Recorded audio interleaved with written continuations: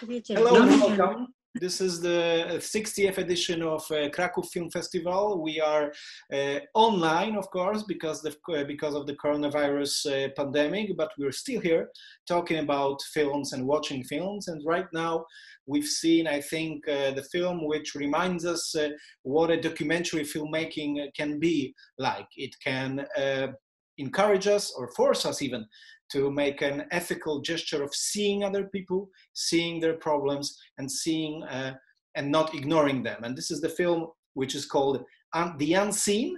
And we now have the director of this film, Behzad Nalbandi, as well as the sound designer of the film, Ensieh Maleki. Hello. Hello. Hi. Nice to meet you. Yeah, Thank you so much for inviting the film for the festival. Oh, you're welcome. Yeah, so proud of it. Thank you. You're welcome. My name is Błażej, Hrapkowicz, and on behalf of the festival, I welcome you to this Q&A. My first question would be about the animated form of the film. Was it the idea from the beginning, or was it born out of circumstances because you were not able to shoot in the shelter? Okay. مسئله اصلی اینه که من برای فیلمسازی وارد اون مرکز نشده بودم. Yes, the main issue is actually I didn't come to this location for the filming. من برای کنجکاوی وارد اون مرکز شده بودم که بدونم اونجا چه خبره.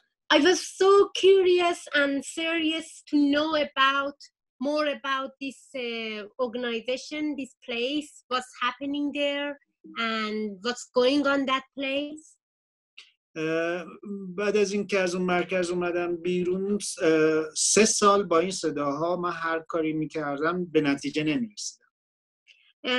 After I finished my audio recording of that place and come out of the place, after 3 years, I didn't even know what to do with those sound recorded. I didn't know what I'm gonna to make a film or what I'm gonna to make just a script writing. No idea for any filming. بعد ایده ساخت انیمیشن بر اساس صداها به ذهنم رسید و 2 سال هم طول کشید که این فیلم ساخته بشه. Yes, after that 3 years, I just come up with the audio of animation. Okay, we have only sound, and then we can make an animation based on this sound, which it takes a couple of years to make this animation. So, yes. So that's how it became an animated documentary. What about the cardboard boxes idea for a main visual theme of the film? Of course, it's explained in a way in a film because you're talking in a film about the homeless people being called in Iran the cardboard sleepers. But did it occur to you immediately after you decided to make an animated film that the cardboard should be, that the film sort of should be made out of cardboard because of this? دقیقاً. ما تو ایران به بیخانمان ها میگیم کارتون خواب. من ایده اصلی استفاده از کارتون و مقوا رو از این آوردم که ما بهشون میگیم کارتون خواب. Basically, yes, you're absolutely right. The idea comes when we say in all homelesses in Iran called cardboard sleepers. So the idea comes with cardboard. He means basically to make these animated characters out of cardboard. بعد از اینکه فیلمو شروع کردم و کاراکترامو ساختم دیدم خودم هم وقتی دستامو داشتم میساختم گفتم خودم هم کارتونم، هیچ تفاوتی بین من و کاراکترام وجود نداره. After finishing this animation, almost in the end, I almost thought I'm part of these characters. Actually, I'm part of the characters. When I'm just making these characters out of the cardboard, exactly happening with, for example, my hands. It's like a cardboard. So I'm a member of other characters too. Mm-hmm. Yeah. Mm-hmm. So in the documentary filmmaking, very often the faces of the characters are really, really important. Here you had to invent the faces, so to speak, to animate the film. What was your thinking behind that? Were you a bit worried that you will not be able to show the faces, that people won't be able to read emotions from the faces of your characters, or did their words are so, maybe you thought that their words are so powerful that you didn't need the faces?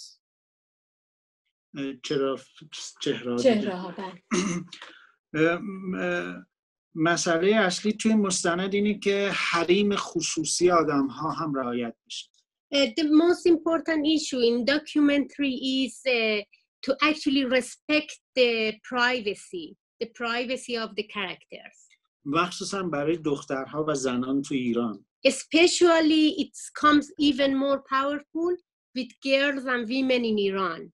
من تلاش میکردم که حریم خصوصی اون آدم ها را حفظ کنم. I really tried in the whole process to respect the actually privacy of these women in the whole film. و وقتی داشتم من میساختمشون تلاش نمیکردم شبیه خودشون بشن. So when I'm just trying to make those characters, I try to not make similar to the original faces. Mm-hmm. Yeah. You were just talking about how important it was to respect the privacy, especially in Iran.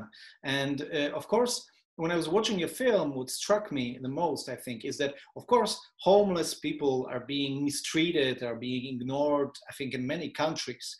But in your film, because these are women, and because Iran is a very patriarchal, oppressive regime to women, this is the sort of additional problem for these characters, and that's why this is, in my view, a sort of a special problem, which is a bit different than in many other countries. اولش میخوام اعتراف کنم که باورم نمیشه یک کسی که ایرانو خوب نمیشناسه به این نکته داره اشاره میکنه. I'm really surprised first of all, I'm really surprised that I can't believe even a foreigner, people not from Iran, just noticing this issue. It's very interesting for me. مشکل اصلی کاراکترهای فیلم در اصل پدر و مردهای خانواده‌اند. Yes, as you mentioned, the main problem with the characters is mostly with the man, people coming through the life of the women, like their fathers, like their husband. چند تا از کاراکترها پدرانشونن که به خاطر یه مشکل خیلی کوچیک اونا رو از خونه میندازن بیرون. Yeah, the majority of the characters in the film, like 4 of them, I think, 4 or 5 of them, basically because of the small problem they had in the family or in the society, just their father threw them out of the house. یا از طریق مردا و پدرشون معتاد میشن. And even worse, they just get addicted by their father. Yeah. مسئله اصلی اینجاست که حمایتی که باید از زنها بشه نمیشه. Yeah, the main issue is basically in these cases, they never support the girls and women in the society, by their family, by the government. Government. Yeah. Okay. Because the man power on the society and the country, yes. So would you say, because this was my perception, I don't know if you agree with that, but for me, your film turned out to be more about violence towards women than about homelessness issue. I mean, homelessness issue is of course there, but the main thing for me when I was watching it was just terrifying violence against women. They are constantly talking about sexual abuse, about rape, this is just a terrifying violence towards women, which is like very much present in your film, the main theme maybe even, like I say. Exactly, yes. Yes, okay. Yes, exactly. The problem, and this problem actually, I'm just giving more explanation as Behzad talked about her. Yes, it's come with, because they're not supporting by their family and the government, by their family first of all, and they have to follow some rules, which based on basically many years, man just made those rules, and if they don't follow the rules, then they threw out of the house, they threw out of the home, and on the outside of the house, the government is another issue. They never ever support those people, and that's come with violence, that's come with rapes, and you know many other problems there is. Yes. میشه گفت این فیلم فقط در مورد هوملس ها نیست، در مورد بخش بزرگی از زنانه که این اتفاق ها میفته. این 5 تا نماینده خیلی از اون زن هست. خب هوملس هم دیگه. اوکی. اوکی به نظر من. Yeah. Yes. So yeah, this is also an interesting issue, because this in your film, because this shelter seems to be the problem of funding the shelter and so on, and is also relevant, and the problem of sort of this shelter existing as a place to help to push these women out of society, to push them out of sight, to not deal with these problems anymore. And do you know what's happening right now with this shelter? Does it still exist? شلتر هنوز وجود داره. بله. و کمک میکنه به زنها. الان تعداد زنهایی که اونجا ساکن هستن، آخرین خبری که من داشتم حدود 90 تا 110 نفر اونجا دارن زندگی میکنن، ولی خب گنجایش اونجا نهایتاً 20 تا 30 نفر. 30 نفر. Yes, actually, by the latest information I know, it still exists, and there are almost 110 women living there. Actually, the place is only for 20 people, not 110. But because we have loads of these people living outside, then yes, the place exists, and about 110 people living. Women actually. Yes.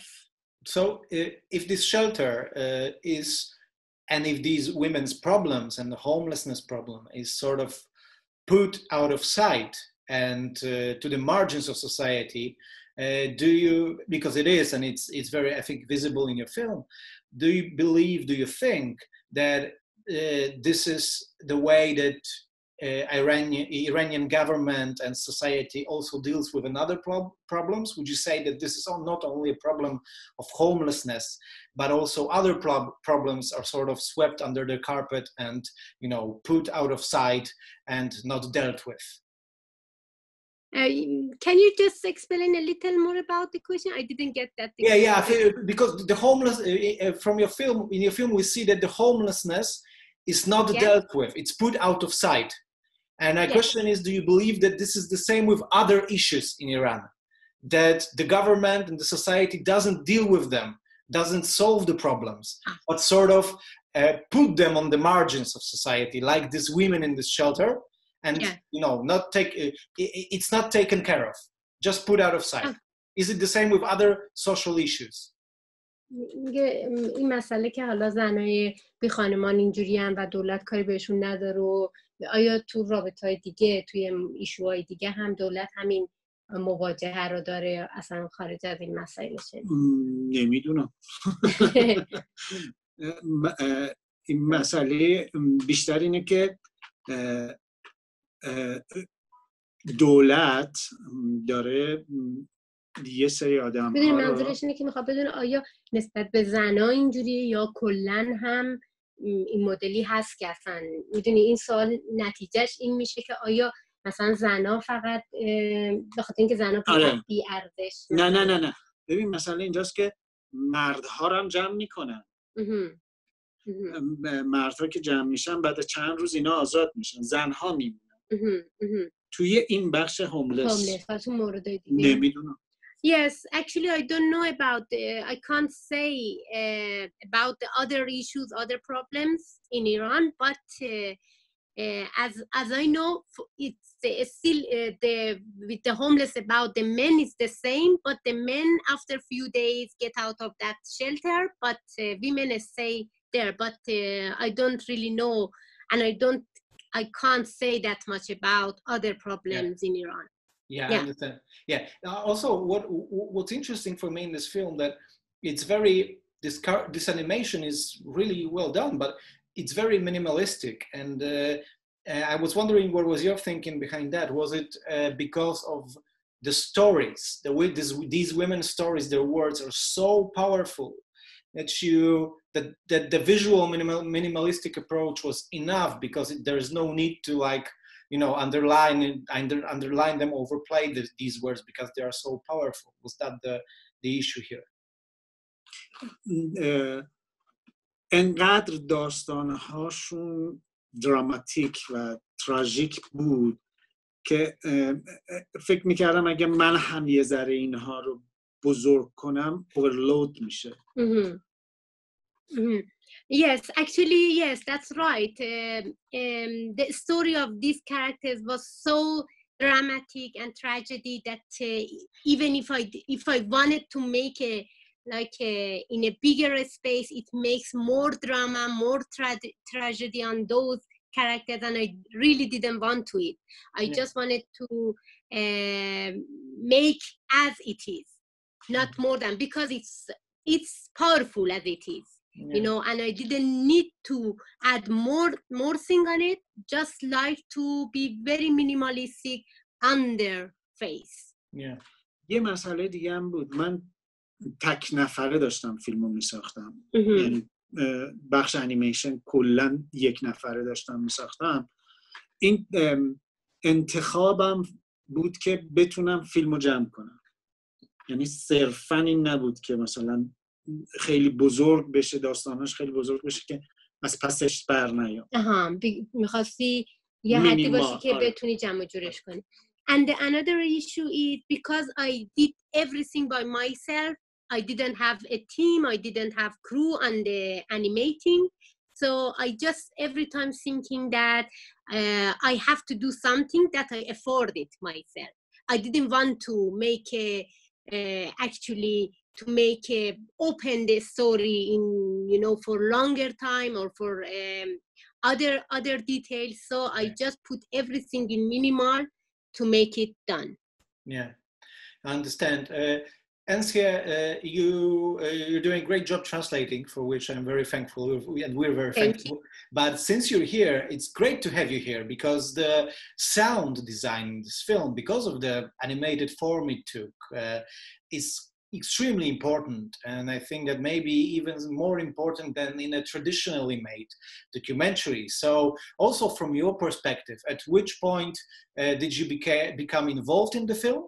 And what was the main idea of yours and Behzad about concerning the sound design? What did you try to achieve here? Yeah, actually, basically, this is my second project collaborating in Behzad projects. So we know each other from a long time ago. And when Behzad made this only sound recording, he just talked with me and gave me some ideas that, yes, he wanted to make animation. And I was in the beginning of the animation.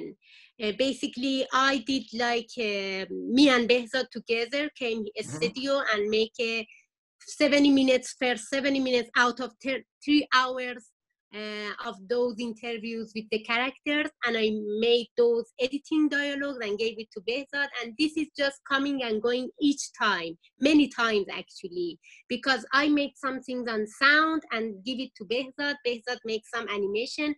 Even sometimes I needed more, for example, silence. I needed some I just gave, for example, some ideas of different places to make it more dynamic.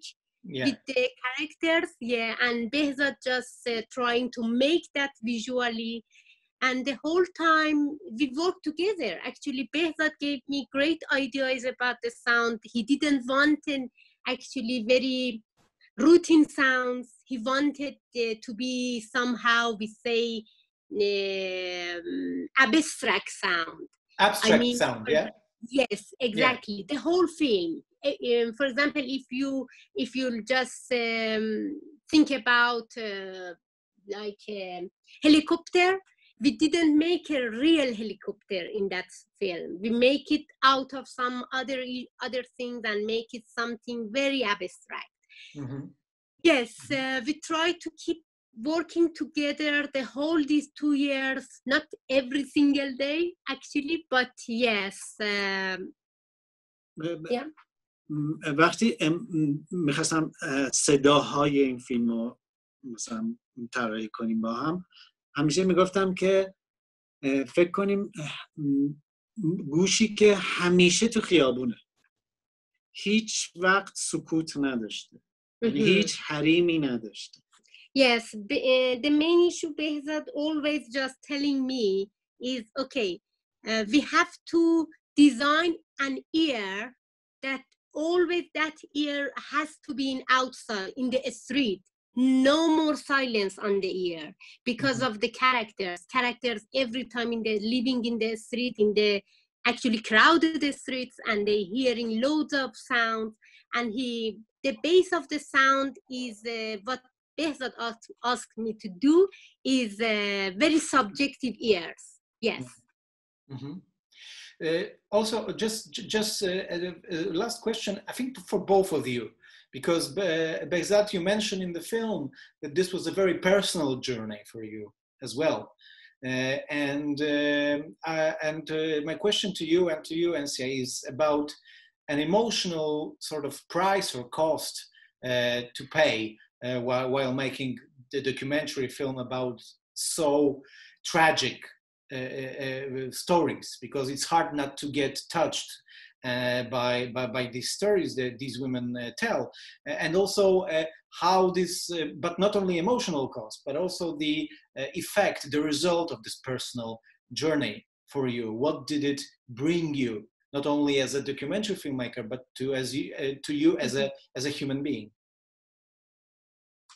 اول تو اصلا نه به عنوان یه داکیومنتری میکر، به عنوان یه آدم معمولی که این فیلم رو میبینی، از لحاظ احساسی و از لحاظ چه حسی داشتی با این کرکترها، یعنی نه به عنوان عوامل فیلم، میدونی بار اون ارزش احساسیش و ارزش تأثیرگذاریش برات چقدر بود؟ وقتی فیلم رو میبینم یا وقتی صدا به عنوان نه اصلا صدا رو بذار کنه، برای فیلم، به عنوان اینکه فیلم رو میبینی من هیچ وقت نمیتونم، یا تأثیرگذاریش مثلا تو جامعه، میدونی تو این امیدوارم که تاثیرگذار باشه، ولی برای اینکه مثلا ببینم برای خودم چقدر تاثیر داشته، پروژه‌ای که 5 سال زندگیمو ازم میگیره خیلی باید برام مهم باشه که 5 سال از زندگیمو براش میذارم. Yeah, I can only say because I spent like 5 years of all my whole life on this project, so it's very clear and very important that how much this affect on my life and affect on my around of my basically mind, what I'm thinking about these characters every time I was living with them, every time on my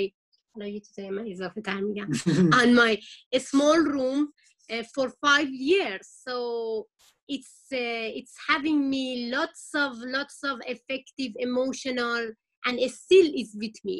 Mm-hmm. And for me as well, yes, I basically I heard before I starting this animation, I heard about these homelesses, I heard about these women, but I didn't know, okay, why they're living in outside, why they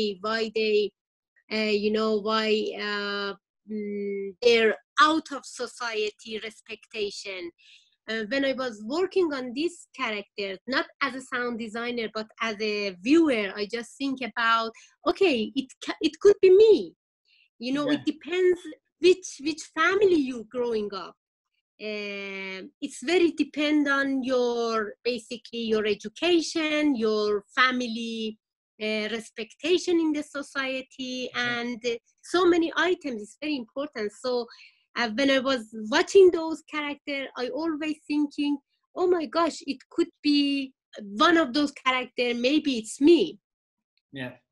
Yeah.